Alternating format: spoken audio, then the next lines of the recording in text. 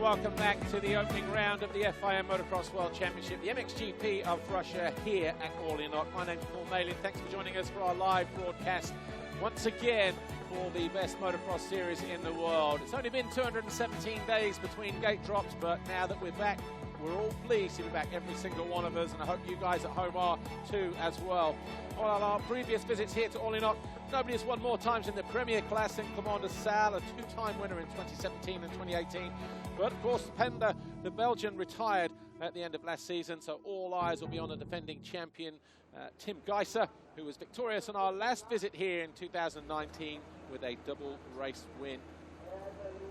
Also back though and vying for the win will be Jeffrey Hurlings, four-time world champion who's never won here. He has won in Russia though, back in 2012, so he'll be looking to draw first blood here at the season opener. Nudging 25 degrees here today. Of course, other contenders, I guess, for the podium will be the likes of Jeremy Seawer, Tony Cairoli, Romain Febvre, Glenn Coldenhoff perhaps, and Jorge Prado, who was victorious here with a double race win back in 2019 in the MX2 category.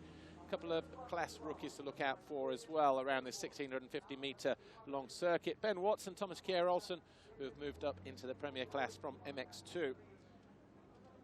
That's all the weather info and all the local stuff. Take a quick look at the map of the circuit, shall we? Give you, if you're just joining us for the first time, one or two little changes. You would have seen that from our GoPro track preview in race 1 just a moment ago from the MX2 broadcast.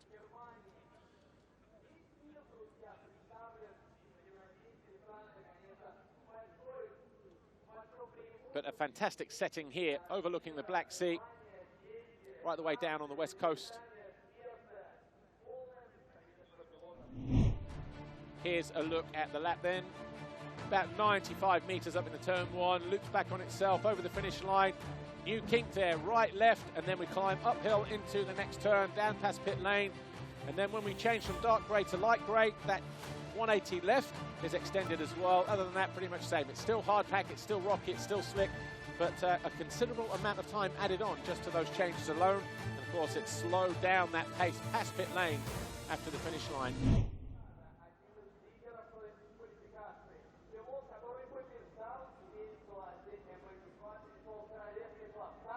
Right, let's take a look behind the scenes then of some of the movers and shakers in MXGP this year.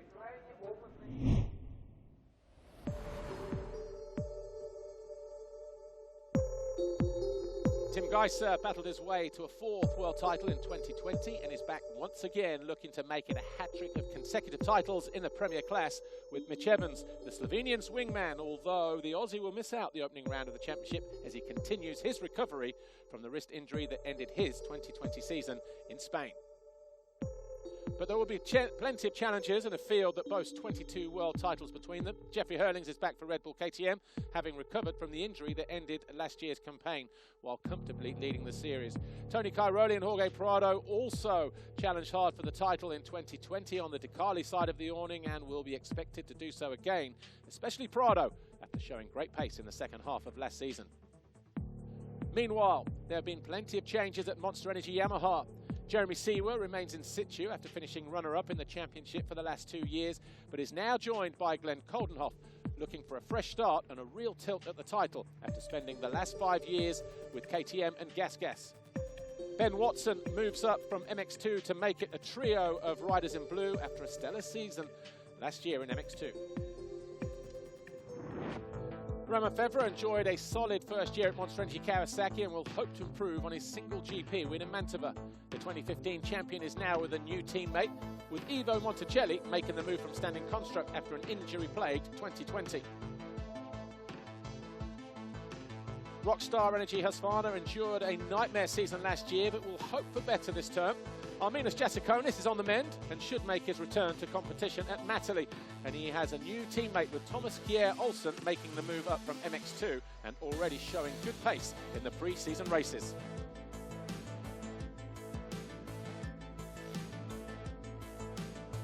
With Monticelli and Coldenhoff gone, standing construct Gas have an all-new lineup for 2021 with Paul Jonas and Brian Bogus stepping into the fray. Jonas is keen to put his injuries of the last 2 years behind him, while Bogus impressed in 2020, although an operation to cure some tendinitis will delay his start to the season. There will also be a new manufacturer in the paddock this year. Beta SDM Corsa MX team have Jeremy Van Horbeke heading their challenge, supported by promising Frenchman Jimmy Clochet, whose season is expected to start at Matterley. Gavin van Venrooy Yamaha returned with a trio of riders headed by the experience of Kevin Strybos and backed up by Calvin Verlanderen and Brent Van Donnick. Honda SR Motor Blues have a fresh rider lineup with Benoit Paturel and Nathan Watson, as do JM Honda with Henry Jacobi and Michele Chervelin. Arno Tonas heads up a brand new team from his native Switzerland with the Hostetler Yamaha Racing, along with Valentin Guillaume, while Sean Simpson and Jordi Tixier continue their solo projects with SS24 KTM and JT911 KTM Racing, respectively.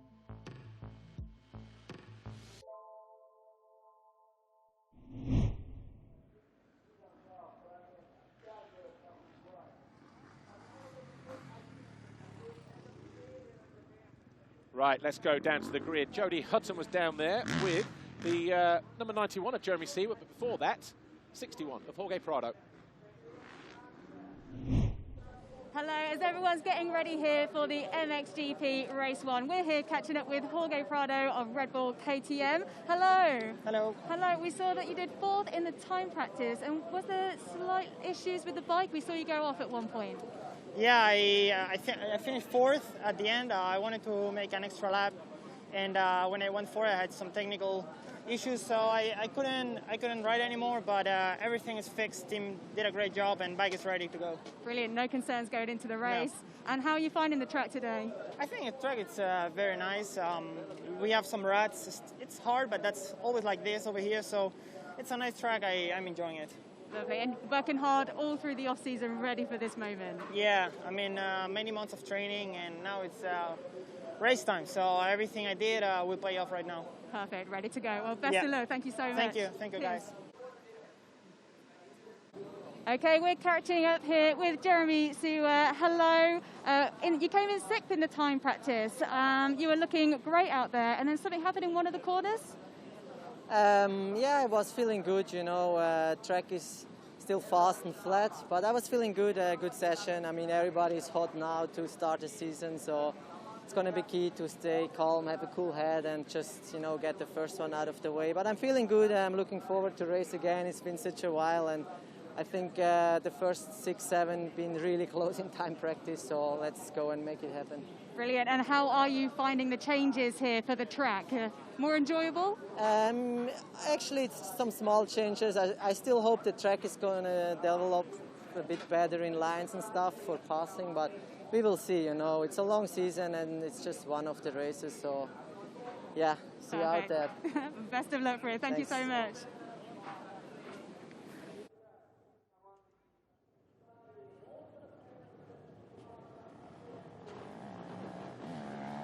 Riders then making their way out onto the track for their sighting lap ahead of MXGP Race 1. Before we touch back with those guys, though, let's take a look at where we will be heading this year. I guess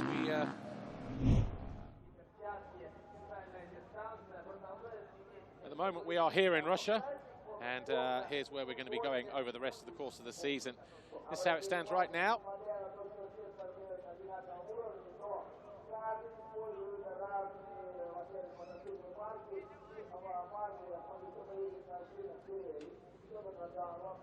So beautiful views over there then. The riders have come back from their sighting lap. Before we check in with the qualifying highlights, let's take a look at the calendar, shall we, and see exactly where we are going in 2021. This is the first one, of course. Not used to being this late in the season. 13th of June is, but anyway, riders up there in pit lane and the skybox getting ready to view MXGP Race 1.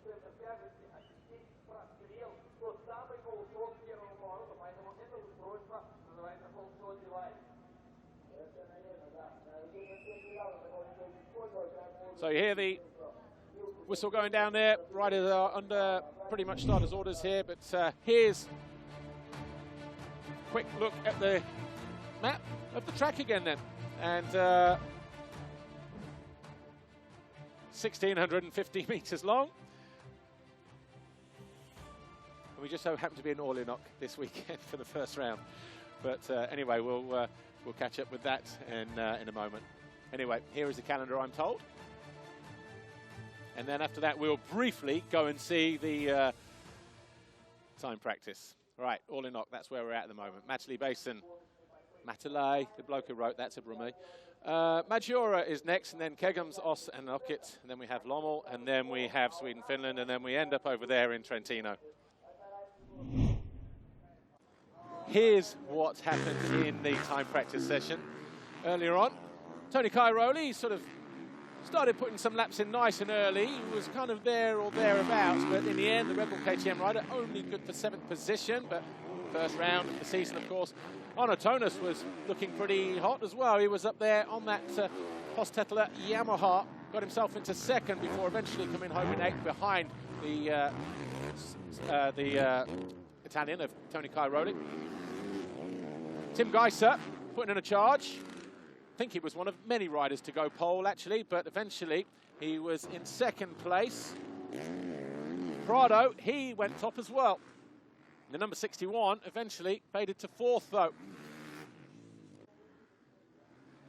Claudio De Carli just giving him last-minute tips. Roman Febvre also found himself at the top of the standings on the number 3 Monster Energy Kawasaki, but he also got demoted to 3rd a little later on in the session. Jeremy Seward was on a hot lap, but then, whilst he was looking like challenging certainly the top 3 positions, looked like he just stalled the bike through this right-hander. And obviously that Yamaha electric start, just banging it into neutral just to get it there. Anyway, Jeffrey Hurlings lit up the timing screens. He crossed the line late on in the session. And he went pole with a 1:47.118, edged out Gajser by 0.2 of a second. And that was pretty much how it was in the MXGP time practice session. Well, with fans in the house and in the grandstands, let's take a look at how the riders line up then for the first race of the season. Jeffrey Hurlings on pole for the first time this year, then Tim Gajser goes alongside him in 2nd, then Roman Febvre, Jorge Prado, Paul Jonas, Jeremy Seward, Tony Cairoli and Arno Tonus. He'll be pleased with that. Glenn Coldenoff 9 and Ivo Monticelli 10. Alessandro Lupino 11, Valandrin 12, Thomas Olsen up from MX2 in 13, ahead of Kevin Stryboss, Brent Van Donnick and Henry Jacobi, with Adam Sterry, Jeremy Van Horbeke, Adam Oslin, Jordi Tixier, Ben and Nathan Watson, 21st and 22nd. And then after that, we had Seba Brilyakov on the JWR Honda, Sean Simpson, Lorenzo Locurcio, Miro Sievenen, and a couple of other riders down there as well. But riders already making their way to the line, already lined up behind the gate and pretty much ready to go. For the first time this season, they've had 1 or 2 intermittent warm-up races. That guy in particular, number 84, has had 3. And he's won all 3 of them. He'll be looking to do it for real here today, though. His teammate alongside him, Tony Cairoli, and then the 10 of Calvin Valandrin on the Gavin Van Venrooy Yamaha. 77, Alessandro Lupino alongside them as well.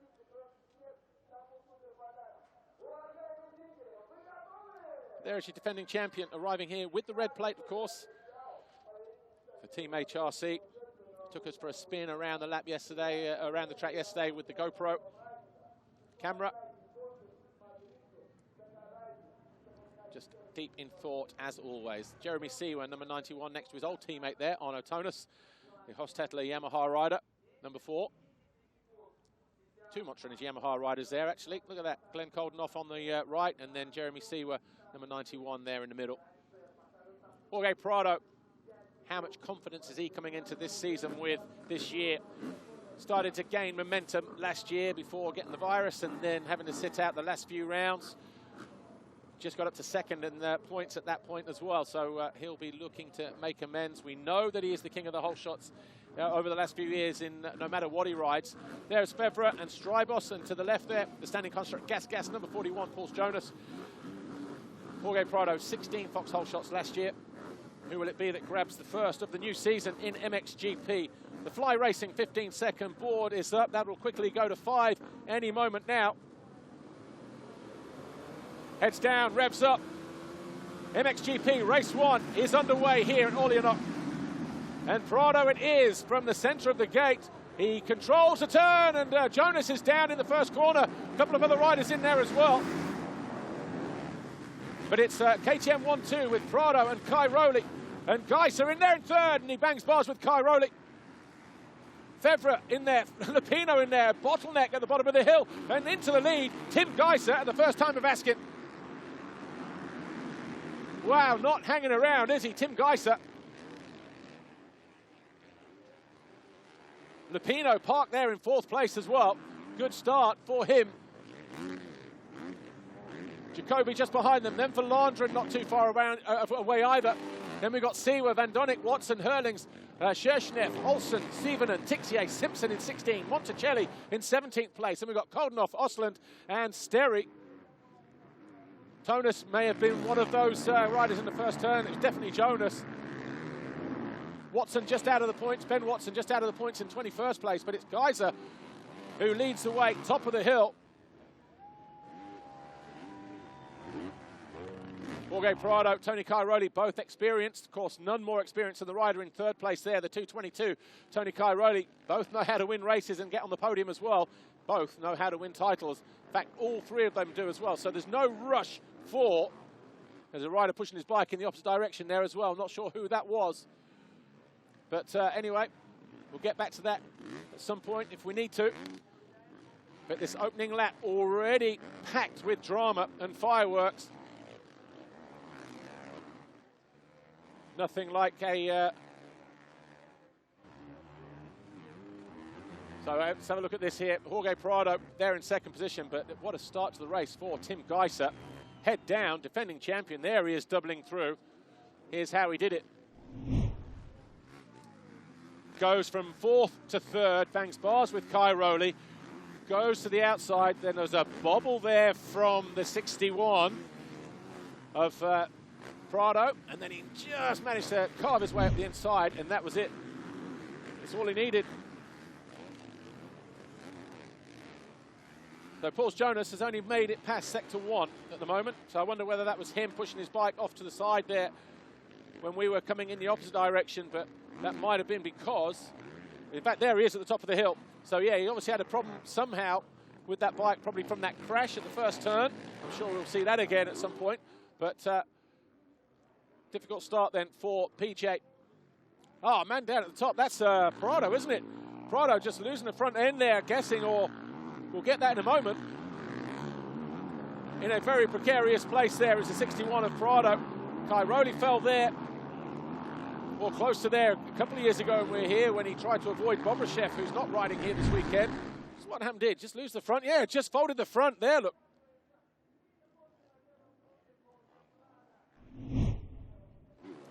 So Prado out of second then.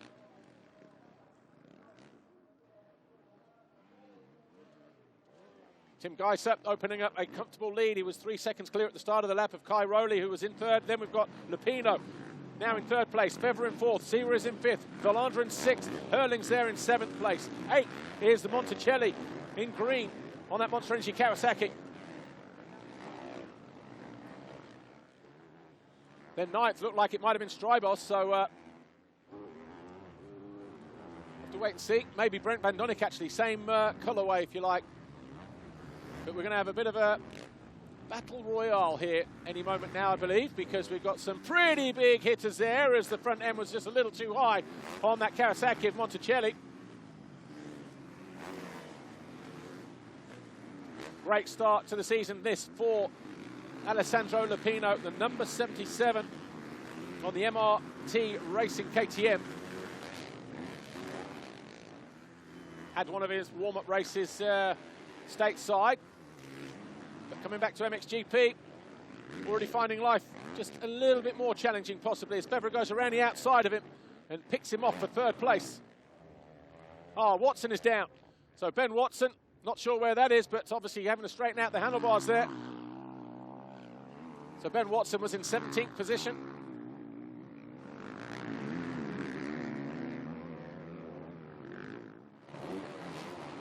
Where did Prado pick himself up? Actually, 22nd place. And that was an expensive error for Jorge Prado.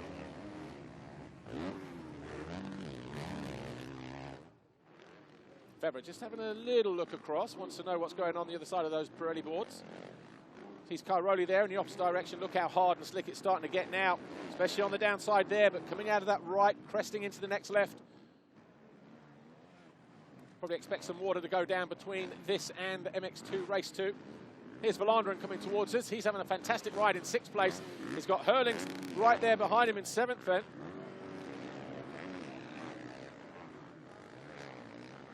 Sneaks up the inside, does the Dutchman, picks him off. So 84 then, up into 6th place.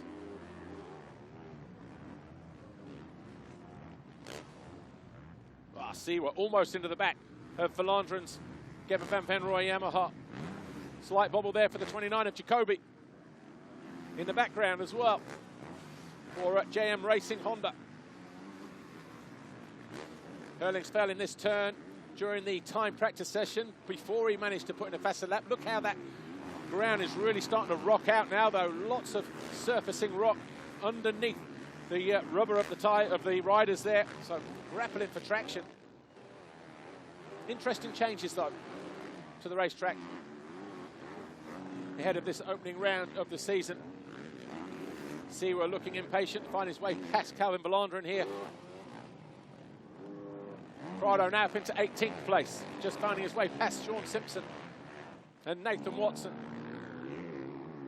Ben Watson down in 25th after a mistake that we didn't see. Oh, and a mistake that we did there from Valanderen. That may just allow the factory Yamaha of Seewer to get alongside him and make a pass at the top of the hill, but we're not going to see that either because Febvre is all over the back of Tony Cairoli. This is the battle for 2nd place.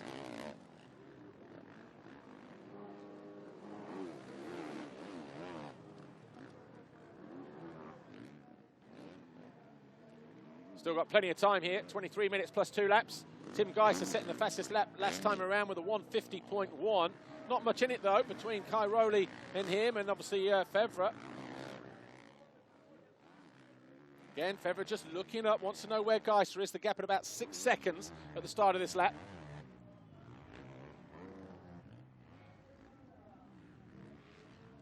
Herlings on the charge, though. He's in 5th at the moment, trying to find his way past Alessandro Lupino. About 2 or 3 seconds behind this battle here. And Monticelli finding his way past the number 10 of Valanderen there. So picking off the number 10 is Ivo Monticelli. Just behind them, Brent Van Donnick. So Van Donnick in 9th place at the moment.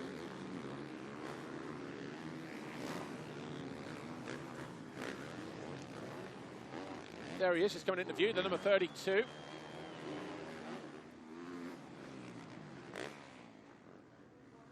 Meanwhile, back with this battle for 2nd place. Romain Febvre closing in, pushing hard onto the rear wheels at the 222. Antonio Cairoli, the Red Bull KTM under them. The watchful eye, the number 3, Monster Energy Kawasaki. And if anybody likes these conditions in particular, it is Romain Febvre. Cairoli knows he's there. He may just give him a wide berth here. No, he closes down the door. They almost touch wheels, actually, as Febvre goes from right to left. You can hear the crowd getting into it over on the hillside. As Febvre tried to sneak a nice tight line to the inside there, but it didn't quite work out for him. Did set the fastest lap of the race that time, though. 1:49.8 on lap 4, did Romain Febvre. So he's definitely got some ammo somewhere to fire off at the KTM.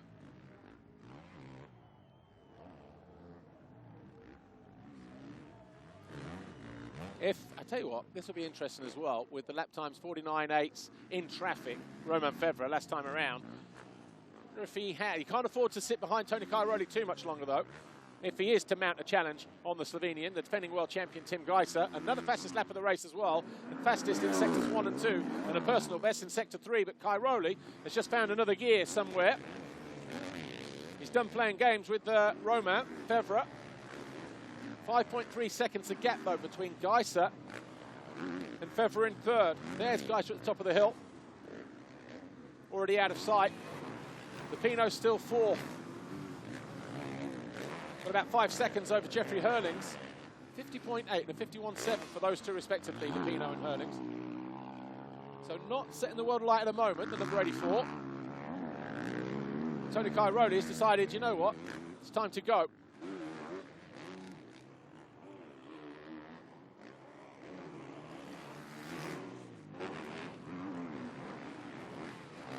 This Prado, yes it is. So Jorge Prado, 61. Now up into 15th place behind Arno Tonas.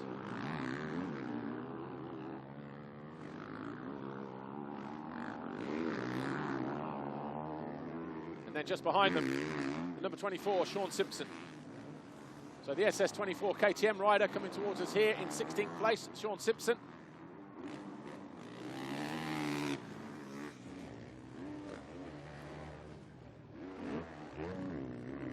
Just behind him is Miro Sievonen. And then we've got a whole gaggle of riders here coming in. Strybos, one of those. Parks, one of the locals. I think that was down the inside. Might have been, or was it Adam Sterry actually that he parked? Well, there's Jacoby, the GM Honda rider. His race is run. He looks okay though, so you can only surmise that it's something else. But it was Sievonen that got pushed out there by Strybos a moment ago as Jorge Prado still trying to find his way past the number 4 of Arno Tonas. He's got Alvin Ostlund just ahead of him as well. So Ostlund in 13th place for JK Racing, the lead rider in this particular shot. So Prado not used to being this far down, of course. Cairoli set the fastest lap of the race that time around by about 2/10 over Tim Gajser. Gap between Gajser and Cairoli, 4.2 seconds. Febvre now 6.7 seconds adrift. So he has lost time. And that whole thing of he needed to attack Cairoli, needed to make a pass at a certain time. Maybe he'll come back for more, but who knows. There's Jeremy Seewer, Monster Energy Yamaha rider, onto the first of those two crests. He's in 6th place at the moment.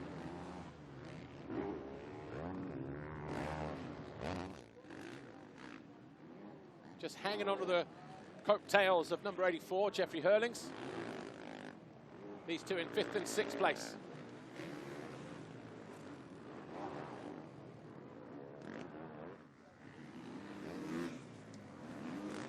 Monticelli just losing touch in the background as we go back to Tony Cairoli, who's put in another couple of personal fastest laps in the mid-sectors of this race. Febvre, though, has gone fastest in those sectors and is looking to go back after the Italian. And he does so with the fastest lap of the race as well.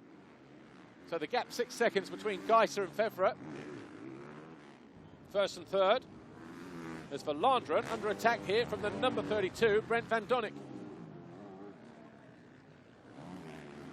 Two teammates going at it just behind them. Thomas Kjær Olsen. So the first real sighting we've seen of the MX2 rider turned MXGP rider. Big tall Dane there, number 19. Season interrupted with injury last year in MX2 in his final campaign. Many expected him to possibly be a title favourite. Just didn't materialise that way. So onwards and upwards into MXGP. There is Jonas, eventually calling it quits. He went down at the first turn, actually, and I think he had some problems as a result of that that left him a long way down at the end of the first lap.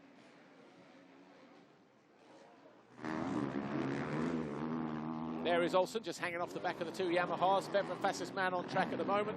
The Pinot 4th. But he's being caught by Jeffrey Hurlings slowly but surely now. The gap now 4 seconds.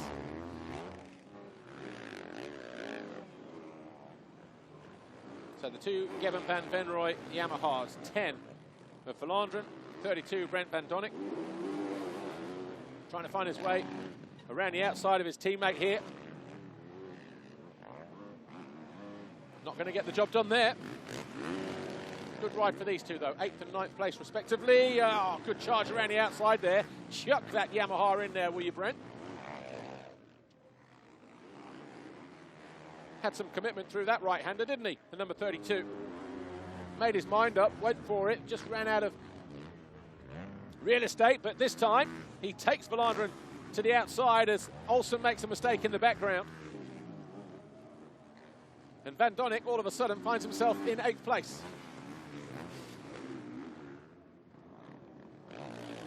Tim Gajser, 2:43, 5 seconds clear of Tony Cairoli then, just responding to the threat from behind.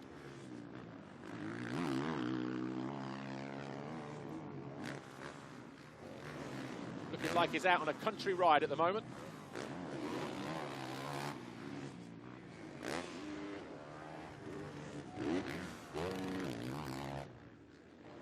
When he's in this mood, he just looks so smooth and unstoppable, doesn't he, Tim Gajser?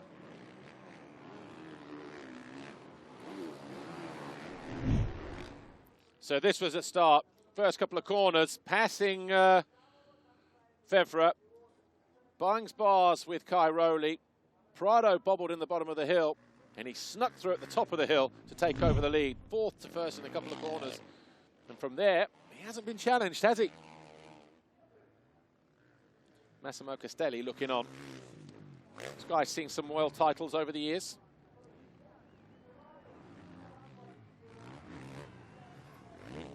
So nice when you get that right at the top of the hill. Makes such a big difference. And Gajser making it look effortless as well.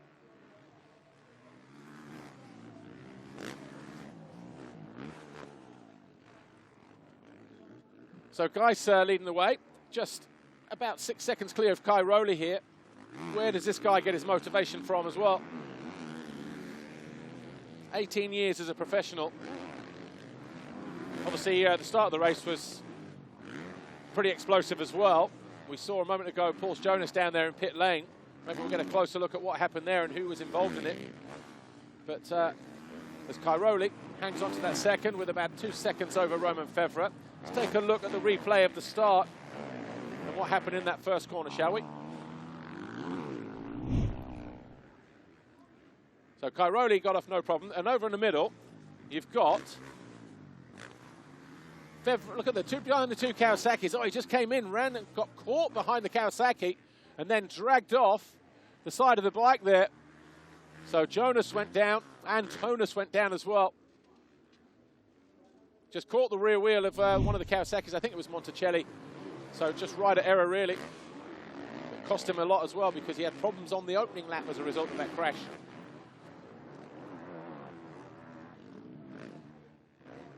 So 12 minutes to go, plus 2 laps. Gajser disappearing off. Cairoli there second, then Fevre at the number 3 in 3rd place. Lupino is still in 4th place. Same lap times as the guy behind him, Jeffrey Hurling, so that gap's still around about sort of 3.5, 4 seconds between Lupino and Hurling. Seewer all over the back of the Dutchman in 5th place. Then we got Van Donnick. And then this group is just gradually ganging up on Monticelli now. This is a battle for 9th place. You've got Valandren in 10th. And then Koldenhoff just around the outside, unable to find a way through in 11th place. And then the beta of Jeremy Van Horebeke was in there in 12th position. Right, this is the distance between Hurlings and Seewer there, 5th and 6th. Jeremy Seewer gradually closing in, is he? Let's have a look. 51.9, 52.1, not that time around. Not too much in it, though. Again, Hurling's just having a quick look up, wants to know where Lupino is. He was quicker than the Italian that time around as well. 53.05, 51.9. You'll see him in the next corner ahead of him. Nothing like the dangling carrot in front of you, especially when it's dressed in orange like Lupino is.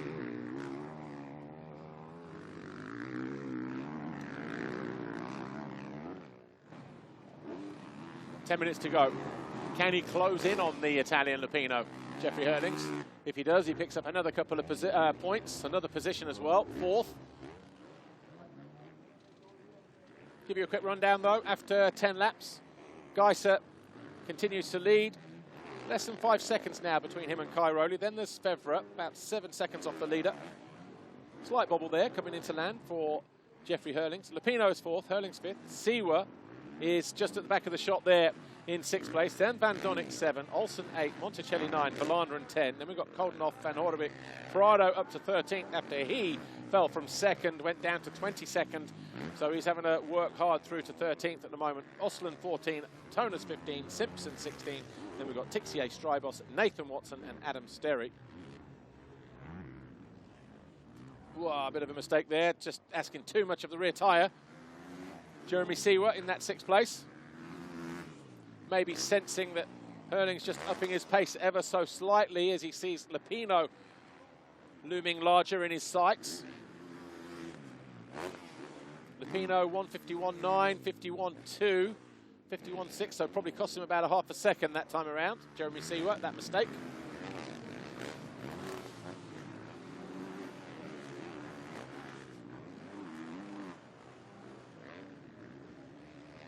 You know what, I think Jeremy Siwa is getting closer to Jeffrey Hurlings as well. So I think we could see possibly the Yamaha going by the KTM before the end of the race, before Hurlings gets a chance to find his way past Lupino. So it's definitely on the cards, I would say.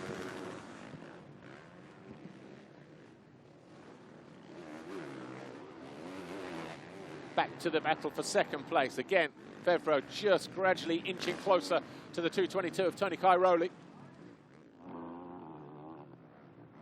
Monticelli here, doing his best to hold off Glenn Koldenhoff. Then we've got Verlander, then Van Horebeke, and then Prado. He's found his way past Osland. So they're in 13th place. So the Jerry man about to get caught and possibly passed here by the 61 of Jorge Prado. A frustrating first race for the number 61 as Van Horebeke down the inside of Verlander and into 11th place. Prado will have him by the end of the straight. You fancy as well. Charges through, but not quite enough room there.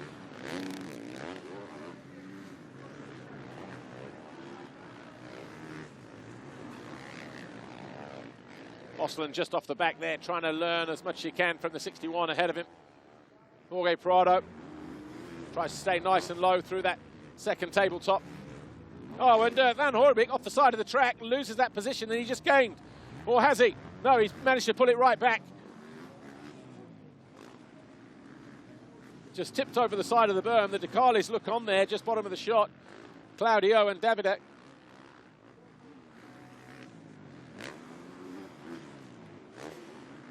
Absolutely getting pelted by bullets off the back of that Yamaha of Verlander. There's a 61 of Prado. Nice low line around the outside there on that little single. Waved yellows. Somebody must have gone down in the dip. Wonder who that might be.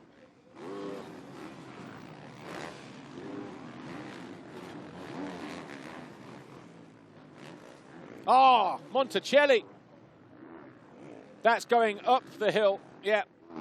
So he's obviously got cross-rutted in the bottom there, but trapped underneath the bike. That's why they were waving the yellows there. So out of 9th place, Monticelli.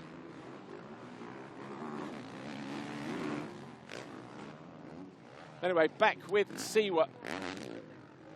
Still there in 6th. Hurling's just starting to sneak away, and he is closing in on Lupino, so it's gone the other way in this battle.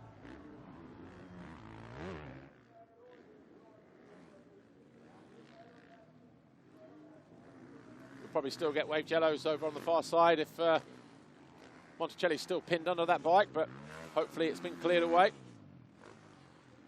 Number 18, Sevat Brilyakov, just outside of the points in 25th. So the JWR Honda rider riding his home round. Yeah, we've got waved yellows over on the far side there. That'll be for Monticelli, who's just pinned underneath that bike, but here's Cairoli. And Febvre and Fevre has found a way past. So Fevre now up into second place, 3 seconds clear of Cairoli. So I wonder what happened there then. It's going to cause a nightmare for our edit team, trying to go back through the last lap or so. He was closing in, wasn't he? But still about a second or so. So it's been a very, very good lap, but a big mistake from Cairoli.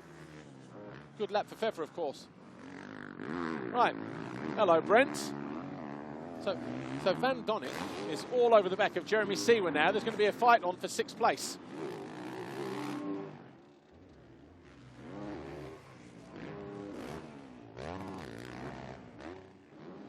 Here is Jeremy Seewer and Brent Van Donnet. What a ride this has been for the young Belgian. As we've got Lupino being close in on Hurlings.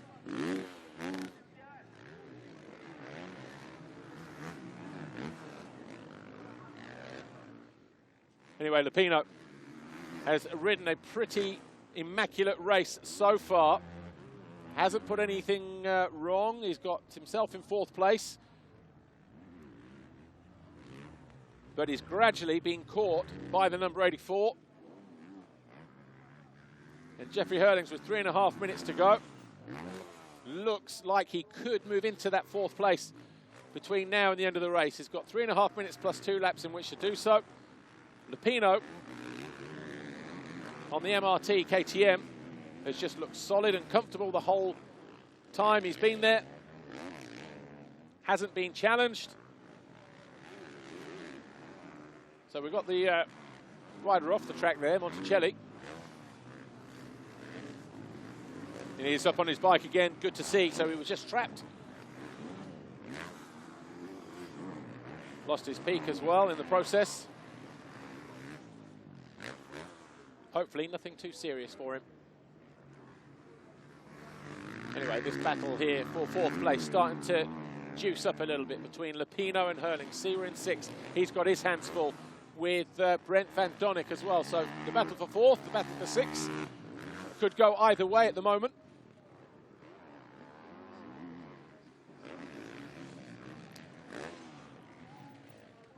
Right, there's Cairoli, and oh, that was the pass. That was the mistake, first of all. So Cairoli then had a second. That was a lap or so ago.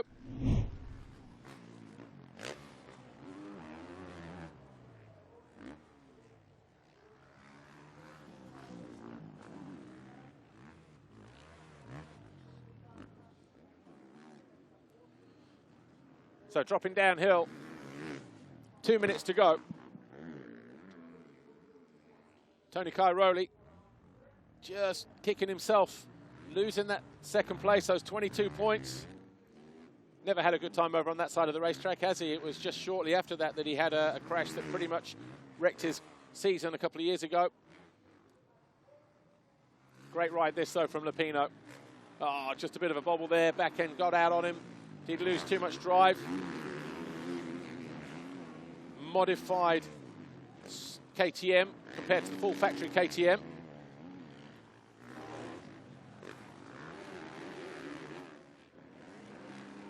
Right, let's just try and make sense of what's going on here. We've got Fevre at the top of the hill in the opposite direction. We've got Cairoli somewhere in between. Looks like he's lost a lot of ground, actually. Lost about another 4 seconds there. And then we've got Lupino and Hurlings here. This is the battle for 4th place. Seewer still in 6th, Van Donnet still in 7th. Still about 2 seconds between those two Yamaha riders. Then we've got Thomas Kier Olsen, TKO, in 8th place. Koldenhoff 9, Prado 10, Valana in 11, Van Ordevik 12. Alvin Osland is 13, Tonus 14, Tixier, Strybos, Simpson, Nathan Watson, Lorenzo Lacurcio and Adam Sterry. They're your top 20. Sterry on the Hitachi KTM, fueled by Milwaukee. In fact, Ben Watson has just passed him and moved into the points on his Monster Energy Yamaha.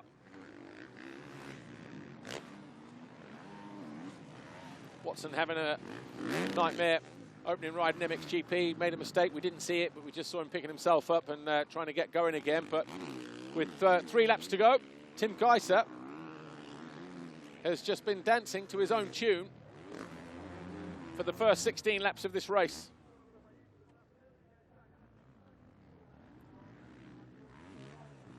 Herling still trying to find a way past Lupino. Lupino just doing everything right, just sitting there, solid. Making Herlings just think outside the box. Different line choices, things like that.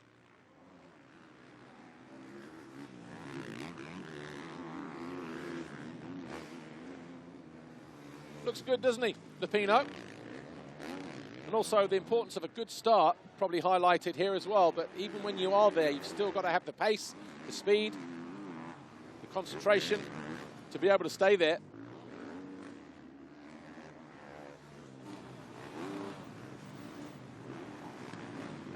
He's doing that with good effect. Just saw Cairoli going across the top of the screen in the opposite direction.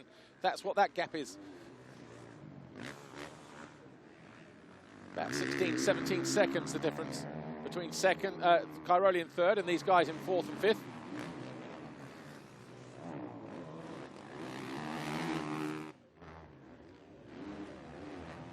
Still not able to find a way through though. Still looking for a chink in the armour is Jeffrey Herlings. Just over 2 laps to go.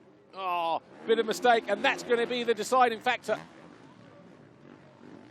Tries to rectify it, but Herling's already around the outside and into fourth place. So it was a bobble at the top of the hill. Was that just pressure building up for those laps? Jeffrey Herlings didn't need a second invite. Watch this. He goes to the inside, number 77, Lupino. And then he just catches his leg there, gets off balance, has to then correct going through the ruts, and Herlings goes around the outside. Fourth place, thank you very much.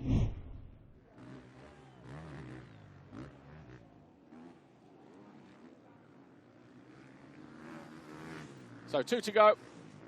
Gajser 7.3 seconds clear of Fevre. Cairoli in third. Jeffrey Herlings now in fourth. And Lupino now in fifth place. There is number 3, Romain Fevre. He'll be pleased with this. Yeah, he'll be disappointed that he's lost that ground, but sets himself up nicely for race 2, doesn't it? Good solid start, good points on the board. Second place. He's got a chance at going for the overall Grand Prix victory, has Fevre, if he finds a way to beat Tim Gajser in his second outing. But on the form we've seen so far, Gajser looking like the most prepped rider on the gate at the moment in MXGP. And here he is. Handful of corners and a lap to go for the HRC man. A very distinct sound that bike has, very grunty and throaty. Got a massive bark to it as well. All torque, as in T-O-R-Q-U-E, not chatter. Stand trackside and it's very distinctive. You know where he is on the track. Just measured performance from the defending champion. Likewise for this guy, but slightly different measurements, that's all. Took a while to get into that fourth place, but he now has clear track ahead of him. Cairoli already over the line. And you can see Herlings making his way down to the line as well. He's put some distance between himself and Lupino. Lupino knowing that he had about 10 or 11 seconds back to Jeremy Seawer in sixth.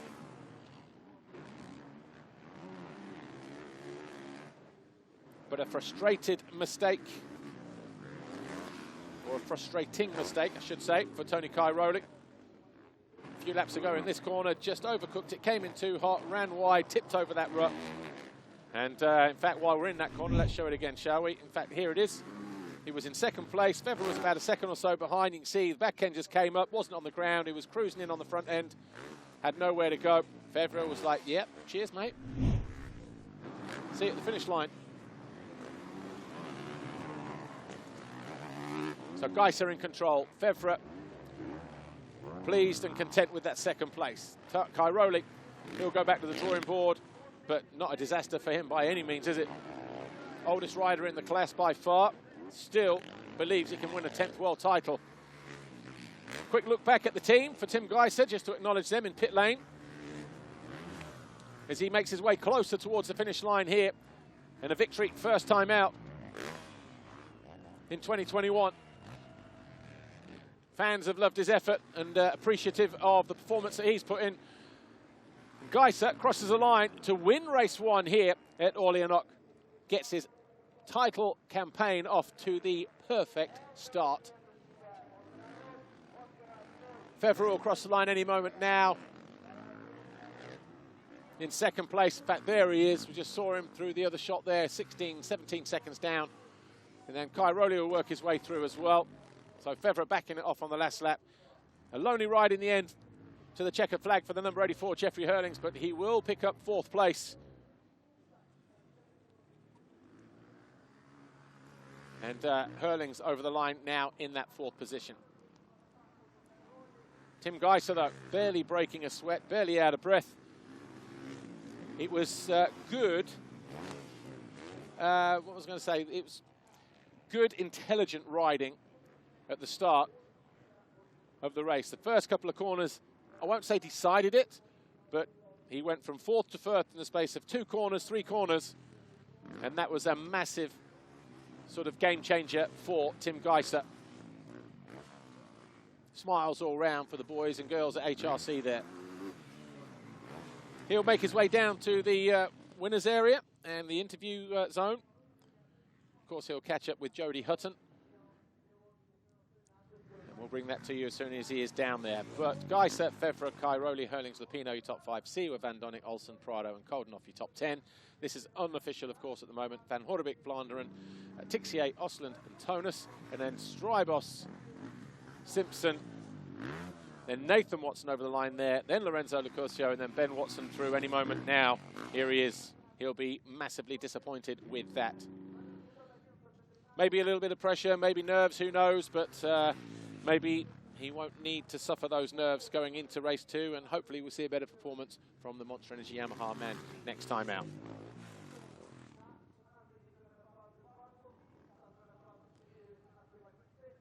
Anyway, here is our winner, Tim Gajser. Great start for the defending champion. Tim Gajser, congratulations. A cool, calm and steady race. There was no catching you whatsoever. How do you feel? Yeah, I mean, it was a good race. I take a good start, and then I was around 4th, something like that. And then I decided to go second corner around outside, because inside was quite... I mean, like, so many riders went inside, and then I came out first, and then I make a little gap and then control the race. So I was enjoying a lot. Very happy. Well done, and good luck with the next race. Thank you very much. Thank you.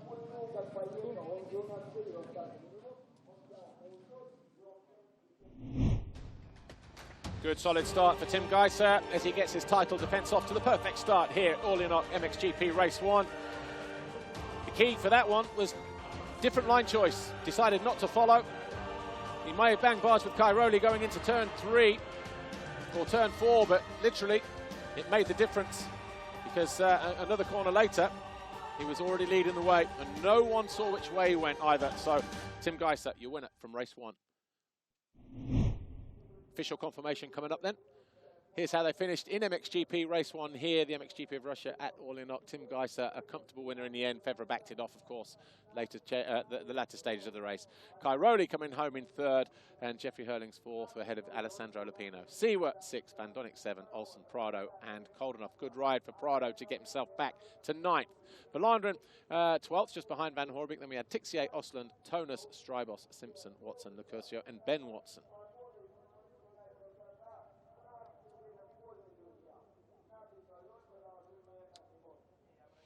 As they prepare the race track for MX2 Race 2, let's take a look at the highlights from MXGP Race 1, shall we? It was explosive right from the get-go.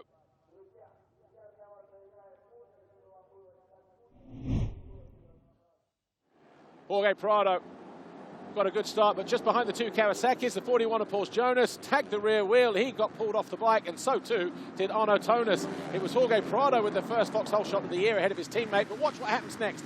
Gajser in 4th, down the inside of Fevre for 3rd, bangs bars with Cairoli, goes outside, a bobble there for Prado, and then top of the hill, Gajser through into the lead, and that is all he wrote. Then Prado from 2nd. He picked himself up in 22nd place. We didn't see too much of him after that because he was having to work hard through the field, but Lupino made a good start. He was up in 3rd place. Fevre went round the outside, moved into 3rd place. The Italian then stayed there until pretty much the end of the race. As Hurlings started to charge, he found his way past the 10 of Calvin Vallanderen to move into 6th place. Jonas then decided to call it quits. He'll focus on race 2. Van Donnick up the inside of his teammate. Aggressive move, that put him into 8th position.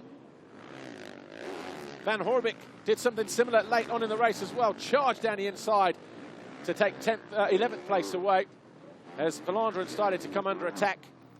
Tony Cairoli in 2nd, messed up the corner. Fevre about a second back, inherited that 2nd position. Monticelli got caught under the bike. We never saw the crash, but he did pick himself up, although assisted, and he did ride back. A mistake in the latter stage of the race for Alessandro Lupino allowed Jeffrey Hurlings to move into 4th. But it was still a good ride for the number 77, Alessandro Lupino, who came home in 5th. But no one was a match for Tim Gajser. The 243, absolutely immaculate, picking up from where he left off last year with a solid win in race 1.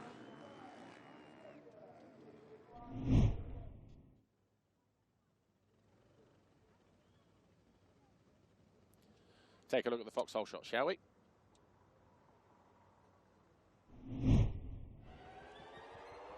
Was there ever any doubt?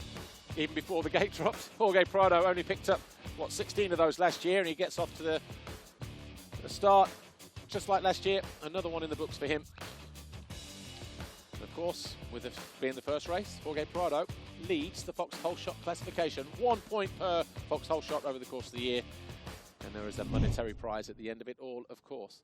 Anyway, that was MXGP Race 1. And Tim Gajser looking good. 1 or 2 other standout performances as well, but we'll see how things pan out for MXGP Race 2 a little later on. Before we leave you, though, let's take a look at some of the best moments from that first race.